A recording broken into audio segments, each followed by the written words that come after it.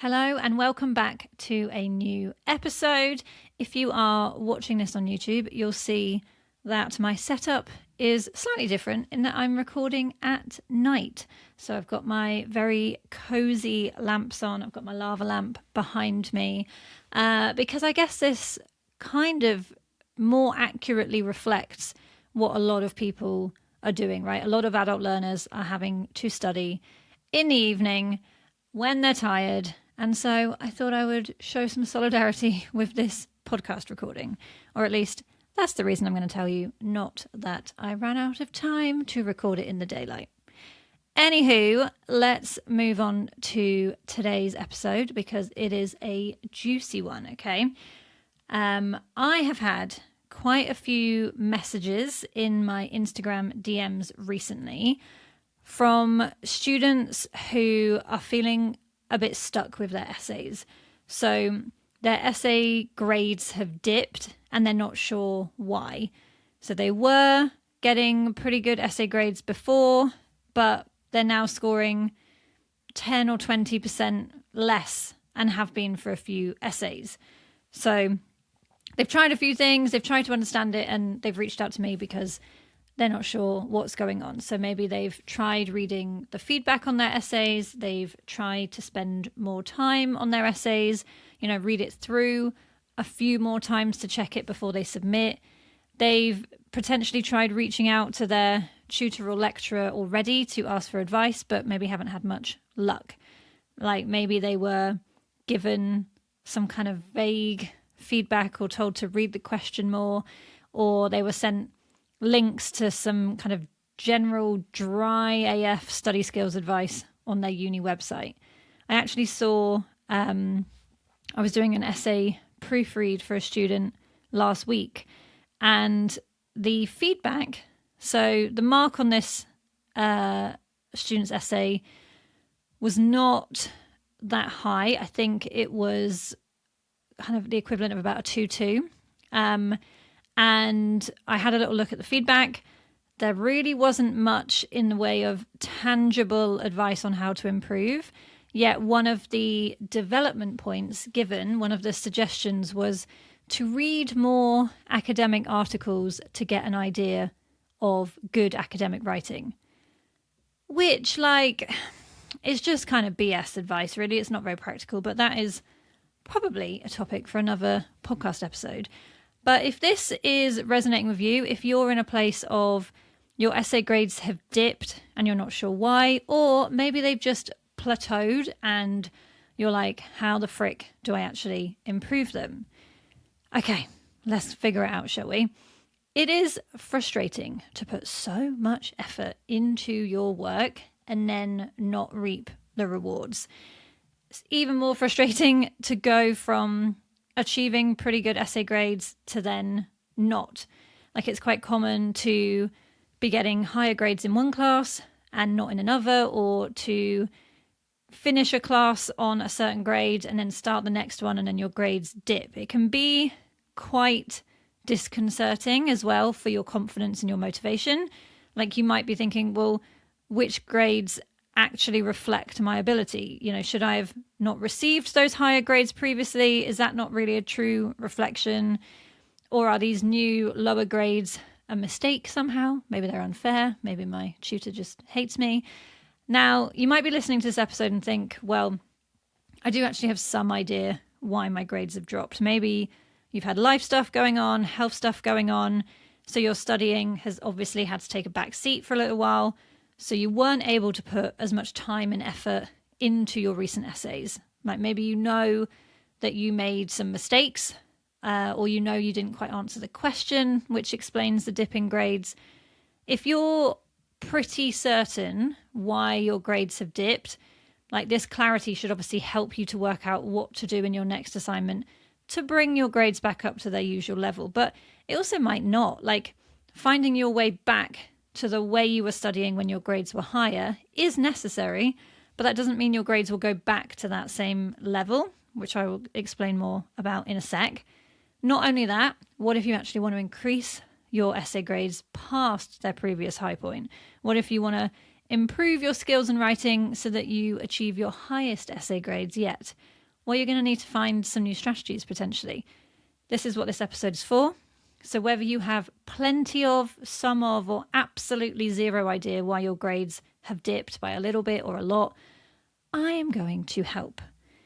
So one of my tutors said to me during my degree, told me something that was quite shocking to me, but unbelievably helpful. And it was the catalyst for me to focus on improving my study skills, to actually learn how to learn, because I definitely didn't feel like I was taught at school. And even if you are taught at school, you're taught the study skills to do well at school, right? But in higher education, and as higher education progresses, a lot more is required of you. So even if you were taught incredible study skills at school, they're literally not relevant for you anymore. So this kind of thing my tutor said really helped me to focus on learning how to learn, which then led to where I am today, right? I got my first class degree. I was able to build a business doing this. It's why I'm here late at night recording this podcast for you. So she said that for every level of study, so that would be level 1 or year 1 for an undergraduate degree, year 2, year 3, or going from final year of undergrad to the first year of postgrad, like every level of study, your grade will drop by about 10 percentage points if your skills stay the same. An example, if you're scoring 70% as an average in the first year of your degree, your average essay grade is around 70%. Like, they don't really fluctuate too much. Great flipping score, right? For first year of your degree. The same level of writing skills that saw you get 70% in the first year will likely see you achieve 60% in the second year, and then 50% in the third year, and then only 40% if you were to carry on to a master's without significant study skill improvement. Now, the kind of accuracy of these numbers isn't the important bit here, but the main message, and this is something that I've seen to be true for me and for the bazillions of students that I've worked with over the past decade, if your writing ability and skills stay the same, your grades won't. They'll actually get worse. So coasting through your qualification without actively improving your writing skills won't see you stay consistent. You'll actually see your grade trajectory decline. Now, I quite often see that it's not that students aren't willing to improve their writing skills, it's that they don't know how. They've not been taught how. It's not been modeled for them. This is how you improve your skills. So we're just going to pause there for a second and actually get back to some kind of essay writing 101 vibes. And we're going to answer the question, what actually is an essay?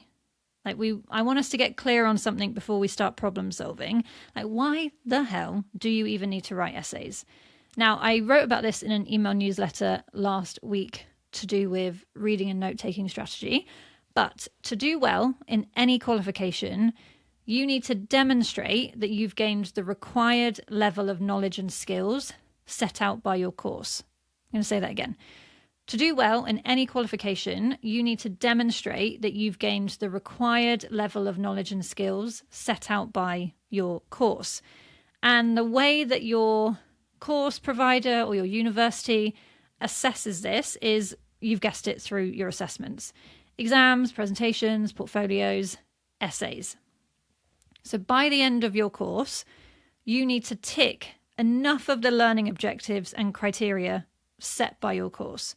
There is an amount of knowledge that you're supposed to have gained, an amount of skills you are supposed to have gained and developed. So how many of those you tick off is going to determine whether you pass, do pretty well, or score the highest grade possible. So each of your assessments, whatever they are throughout your course, is designed to test you on a few of these objectives, to test how well you are picking up the required knowledge and skills. But they're not going to just shove you in the deep end, right? Or For the most part, they don't. For most qualifications that have levels to them, they don't. They're not going to necessarily test you on level 3 knowledge and skills during level 1 or 2, which means as your qualification progresses, the essays that you have to write get more complex. And you could think, well, yeah, that's obvious because in first year, you start off writing essays that are 1,000 words or 1,500 words, and then it gets to 2,000 and 3,000 and 4,000. Like, it goes up in terms of word count. But it's not just that you're having to write longer essays, it's that you are actually having to demonstrate higher level skills. So the essays that you have to write, they're going to require you to be also developing those skills so that you can demonstrate them. So this now explains my point that scoring 70% can then drop to 60, 50, 40 if there isn't a corresponding uplift in your skills. So the answer here, we can take this understanding of course objectives, like how courses are designed, how assessment structures are designed. We can take our understanding of skills progression to understand the core reason that essay grades dip. Now, unless it's a one-off, unless it's silly mistakes, your essay grades have dipped because your course requirements have increased and your skills have not risen to meet them. And I'm going to give you a few examples. So let's say that essay 1 tests you on 10 specific skills. That's quite a lot, but let's just think testing you on 10 skills. Now, when I say skills, it can be things like applying evidence or applying theory to a case study. It can be critiquing the methodology of research. It can be, I guess then like kind of core skills like writing a conclusion, accurate referencing. But it says numbers of skills that are required in certain essays. So let's say essay 1 tests you on 10 skills, which we're going to number from 1 to 10. And you feel pretty confident in these skills. You've well practiced in them. So you achieve 70% for that essay. Now, essay 2 comes along. It also tests you on 10 skills, but they're not the same 10 skills. It tests you on skills 3 to 13. So there is still quite a lot of crossover, like skills 3 to 10, you're already feeling pretty great at. But because you don't have much practice yet in skills 11, 12, and 13, you miss out on the top end of the marks and you score 60%. So that is a dip in grades, right? If you want to then fix that dip and improve for essay 3, you have to work out what the hell are skills 11, 12, and 13, then go and improve them, and then do better in essay 3. And it might be that you also work out, okay, yeah, reading the question, reading the guidance for essay 3 is a little bit different. It's asking me to do this, or it's expecting a bit more of me. It seems like, it's really expecting me to be quite critical here. Like, that's a different skill. Okay, so let me see if I can work on that skill and practice it a little bit so that I'm ready to demonstrate it in the essay. So in practice, what does this really look like? When I'm proofreading essays, I see a common issue again and again where the student has nailed certain skills like explaining theory, describing research, including evidence, but then their essays have gotten harder and more complex because they've progressed in their course, and they're asked to analyze, they're asked to evaluate, but the student keeps writing in the same way. So all of the marks allocated for the higher level skills of analysis and evaluation, they go unearned. Like, it doesn't matter whether your tutor finds your essay interesting, whether they like you as a person. If you've not been able to demonstrate enough analysis and evaluation, those marks attributed to those skills literally cannot be yours. Again, not because you're not capable, but because you haven't learned the skills to a level yet that you can demonstrate them in writing. This can be seen as a skills gap in higher level thinking and a skills gap in demonstrating that higher level thinking.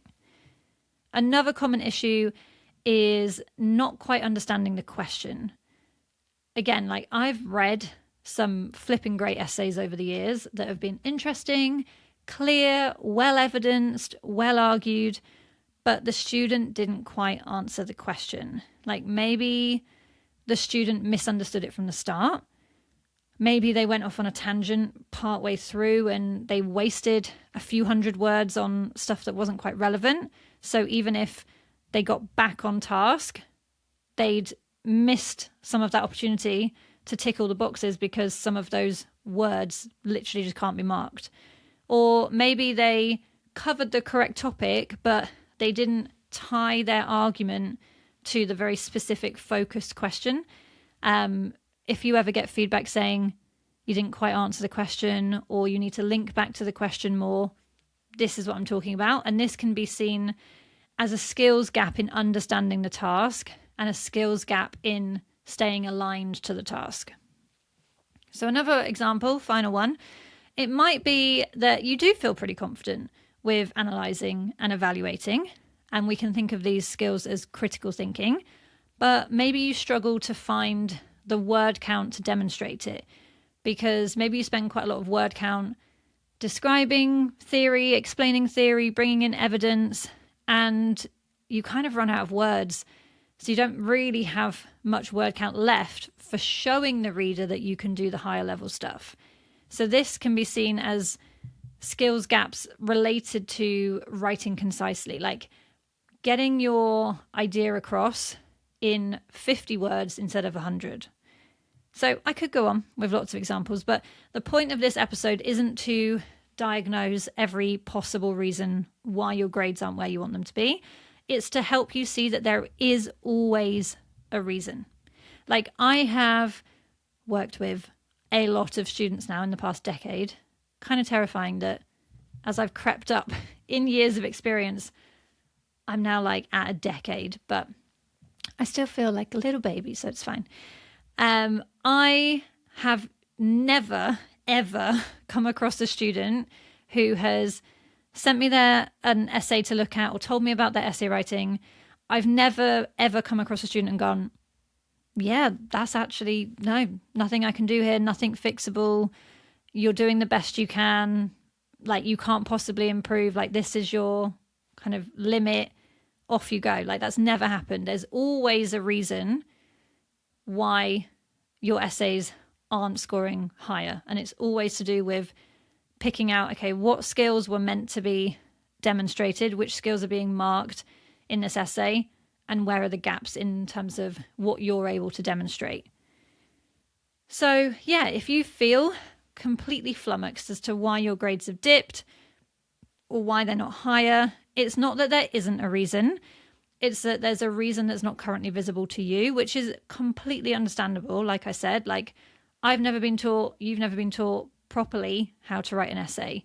So the answer isn't to give up or just think, oh, whatever, like, okay, I'm not an essay writer. The answer is to keep searching for the skills gap so that you can then take action to fill it. Okay, so you now understand that a dip in grades happens when there's a misalignment between the skills required in each essay and the skills that you've been able to demonstrate in that essay. And you understand that to fix the dip, you need to uncover what this skills misalignment is and then fix it, fill the gaps.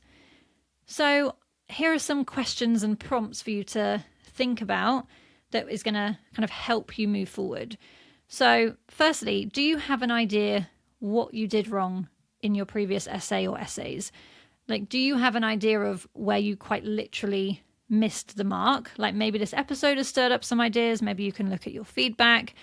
Maybe you can talk to your tutor, but like, do you already have an idea of like, oh yeah, like I've had some feedback before, or I've seen in my feedback that my paragraph structure isn't great, it's a bit confusing, or I think that I'm maybe not as good at like linking back to the question very often.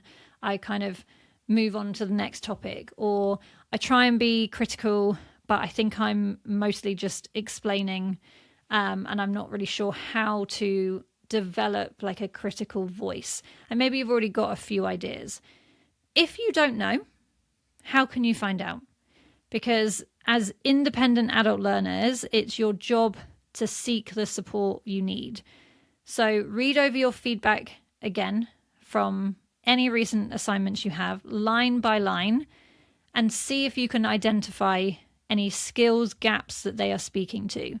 You may have to decipher the vague, confusing feedback, but see if you can actually pick out any of these skills, such as introduction structure, paragraph structure, sentence structure, conclusion structure, inclusion of relevant theory from your module, accurate referencing in text and in the full reference list, interpretation of research, alignment to the question, analysis, evaluation, flow, clarity of writing. Any of those skills, can you pick them out from the feedback?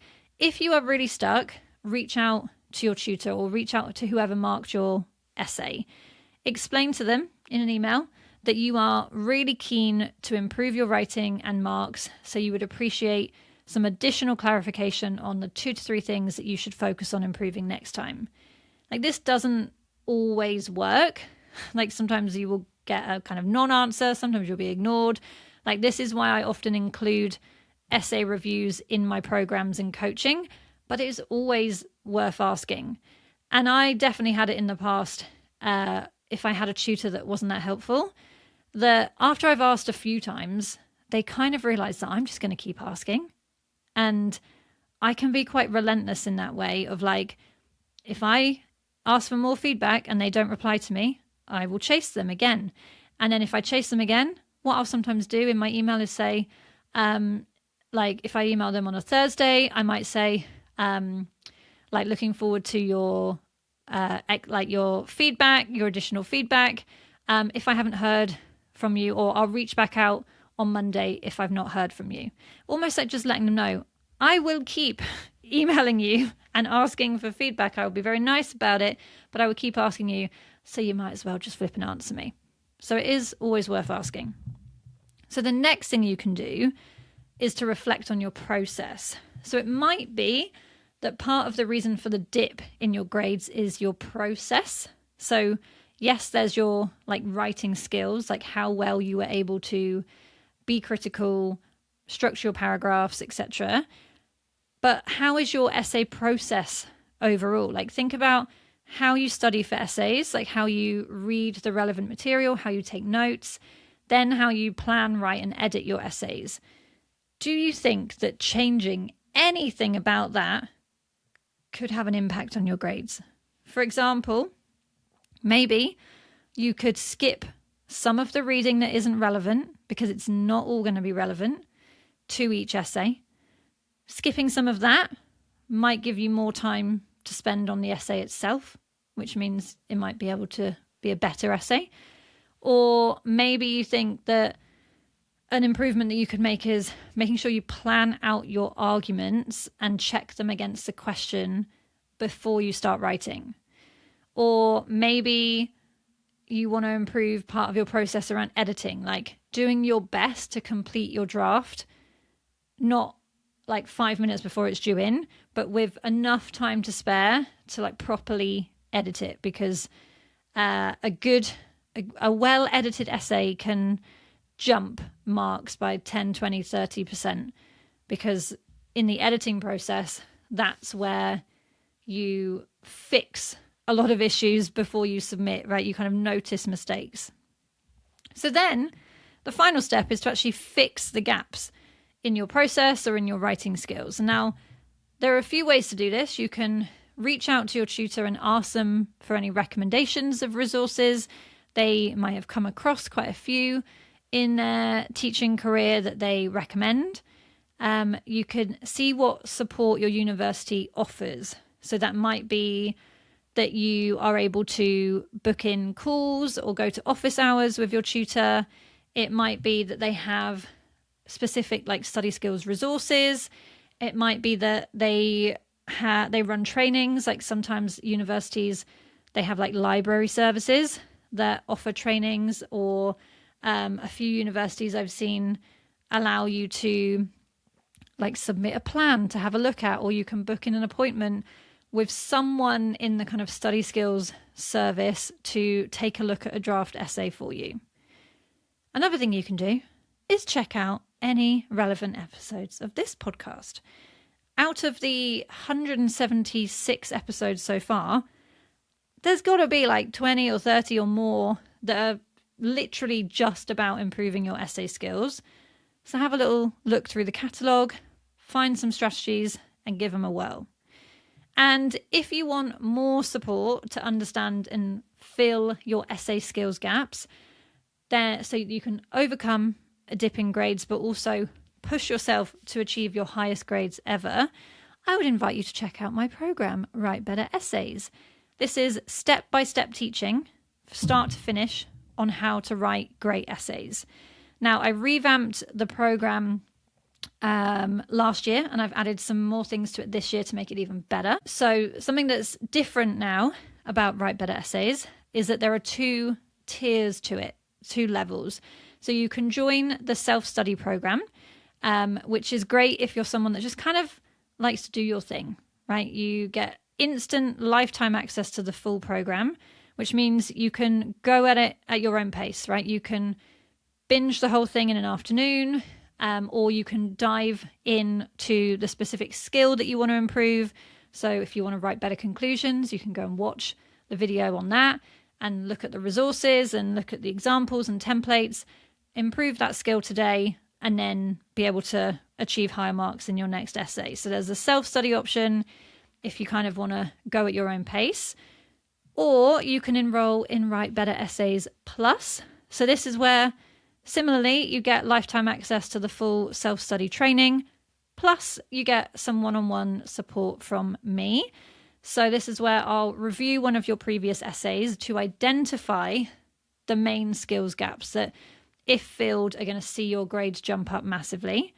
And then we'll have a Zoom coaching session where I will teach you smarter writing strategies that I have completely personalized to your course, tailored to your unique learning style and needs. And then I will support you as you practice these new strategies. So you'll be able to submit a plan for a future essay to me, which I'll review.